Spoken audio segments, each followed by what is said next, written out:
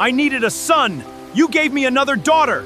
Then God can take care of her, because I will not raise another useless woman under my roof. We have nowhere to go. The baby needs warmth. Please. Dad, look! I drew this today. It is our family, all of us together. I am busy. Put it away.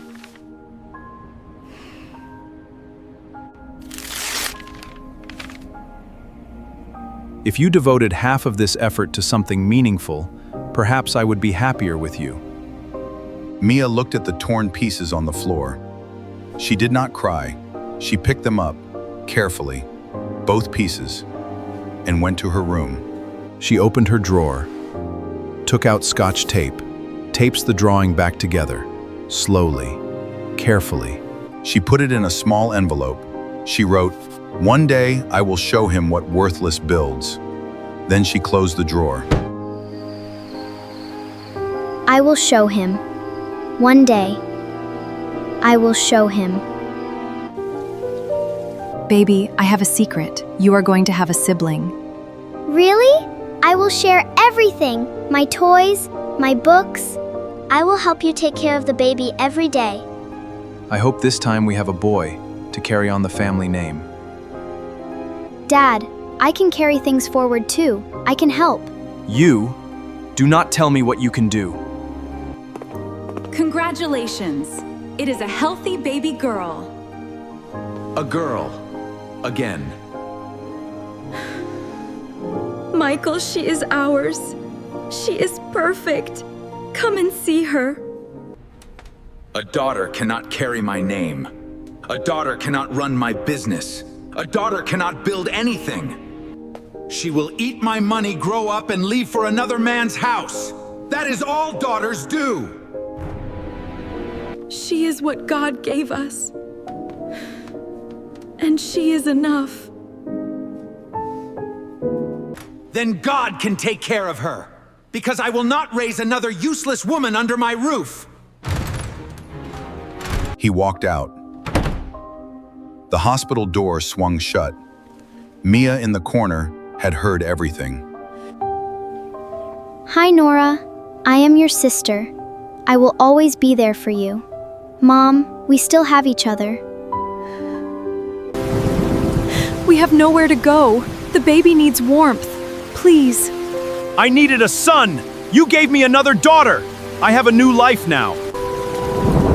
Dad, Nora is 3 days old. She is cold. Please. Go with your mother. You are her responsibility now, not mine. Come on, Mom. We are not standing here anymore. We are moving forward. Only forward. Weeks later, a street corner. Beatrice washing cars. Mia working beside her. A sign she made herself. Crayon, paper. Simple. Best car wash, honest work, fair price. Oh, Michael, is that not your ex-wife? Washing cars on the street? What do you want, little girl? Move along. My mother is earning an honest living, in the rain, with a 3-day-old baby on her back. Because you put her there. You called us useless. We are out here working. You are sitting in a clean car that someone else built. One day you will pay the price for this arrogance. She turned, picked up her sign, and went back to work. Day 1 of building. He drove away. One day I will make him walk. Years later, same corner, same Mia, but bigger now, cleaner. She managed everything fast, organized. She had never stopped working. Mr. Chen, an older businessman, had been watching from across the street. For 3 years, every day, never late, never complaining, always improving. I have watched you work this corner for 3 years, every day, never late, never complaining. Thank you, sir. Can I help you with your car? I do not need my car washed. I need someone like you to run something bigger. I want to invest in you, Mia, a real shop, a real business. What do you say? And I say thank you. But the name? I choose the name. What name? Queen Otto. Because someone once told us we could never succeed. We are going to spend the rest of our lives proving him wrong. Small shop. Mia and Beatrice working. Nora doing homework at the counter. The beginning, small, but real. Queen Otto. Queen Otto. Started on a street corner, built by a mother and 2 daughters. The fastest growing company in the region. Built by the women one man called Useless. Michael's office. Empty now. Documents everywhere. His face, tired, stunned. Everything quiet. Michael, Diana transferred all shares into her own name. 6 months ago. She sold the company last week, took the money, and left the country. Everything? Everything. The company, the house, the accounts, all of it, gone. If you want to see what happens next, please subscribe. And tell me in the comments, what would you do if you were Mia? Queen Otto. Main entrance, morning, a line of people waiting, job applications.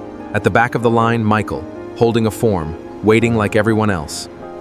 Sir, I see some financial difficulties listed here. I understand. I am willing to work hard and help however I can. A few minutes later, Mia walked out. She stopped when she saw him. He saw her. For a long moment, neither of them spoke. The entire lobby seemed to go quiet. Mia's office. Just the 2 of them. Michael sitting across from her. Mia, I made many mistakes. I have very little left now. I am only asking for a chance. I am willing to start small.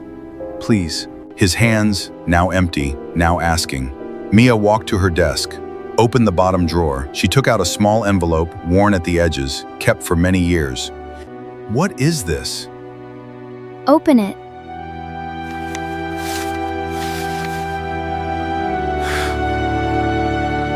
Faded now, taped together with old tape, 4 stick figures, a bright sun, flowers, everyone smiling. He lit it quietly. You tore that. I was 9 years old. I taped it back together. That is what I have been doing my whole life, fixing what you tore. Nora. The baby you never really got to know now leads our finance department. And Mom, the woman who worked so hard, who worked through every difficult moment for us. She became the heart of this company. Every single person in this building is here because of what you walked away from. She took the drawing back, placed it carefully into the envelope, then returned it to the drawer. I am not going to give you a job. Not because I want you to suffer, but because you need to understand what you walked away from. Please prepare a place for this gentleman. Full meal with our team. You will sit with the people who helped build all of this together. You will sit with the women you called useless. And you will see what they built together. Mia, I am sorry. I am so deeply sorry. I know. Michael stood there for a long moment, then quietly walked out. The door closed behind him. Mia worked. The drawer stayed closed. He called them useless. They built an empire. He called the baby a burden. She became the CFO. If you enjoyed our story, please subscribe and share it with others. Thank you for watching.